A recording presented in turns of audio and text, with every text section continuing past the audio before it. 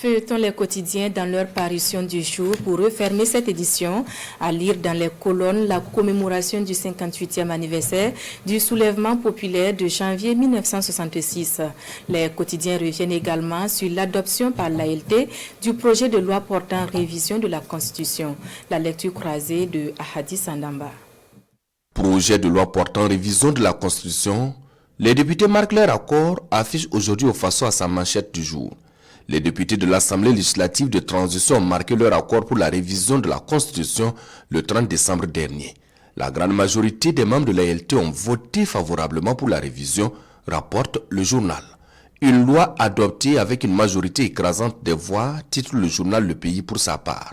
C'est avec 64 pour, 1 contre et 5 abstentions que les parlementaires ont validé le projet de loi.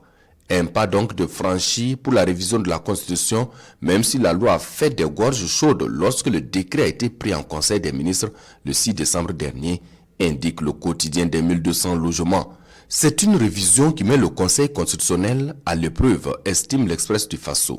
Cette révision a porté essentiellement sur la réforme de la justice, l'officialisation des langues nationales, la suspension de plusieurs institutions, dont le Conseil économique et social et le médiateur du Faso, pour créer le Conseil national des communautés, explique le quotidien Bobolais.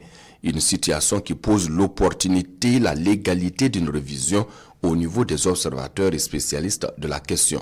Selon donc mon confrère, c'est au Conseil constitutionnel de déclarer inconstitutionnel ou entériner le projet de révision adopté par les députés, comme quoi c'est devant ce Conseil que le président de la transition avait juré de respecter la Constitution et les lois du Burkina Faso, conclut l'Express du Faso. Les parutions de ce jour font également une part belle à la commémoration du 3 janvier. 58 ans après, l'UAS se souvient, titre aujourd'hui au Faso.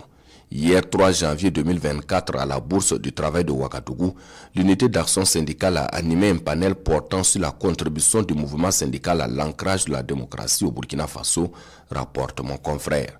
À propos, le journal Le Quotidien lui publie dans ses colonnes le message du président de la transition à l'occasion du 58e anniversaire du soulèvement populaire du 3 janvier 1966.